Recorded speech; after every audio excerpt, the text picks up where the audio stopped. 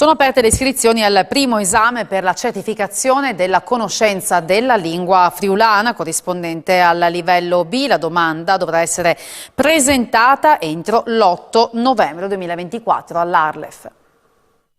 Per potersi iscrivere all'esame di certificazione della conoscenza della lingua friulana, i candidati devono aver compiuto il 18° anno d'età. Saranno messi al massimo 30 candidati, secondo l'ordine cronologico di ricevimento da parte dell'Arlef. I cittadini friulani e non, aggiungerei, potranno certificarsi a seconda del proprio livello di conoscenza della lingua.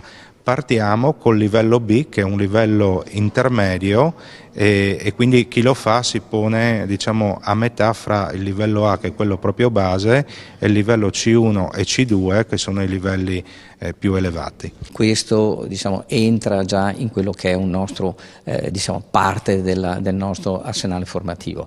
Poi però c'è anche un'attività di ricerca che non è banale, significa che ci sono colleghi che lavorano per far sì che trovino spazio nei nostri ambiti di ricerca la tutela e lo studio delle lingue minoritarie. Sono più di 1.400.000 euro che mettiamo a disposizione delle scuole, soprattutto dei bambini, ma con un percorso condiviso con gli insegnanti che ci porta a questi step necessari, fondamentali.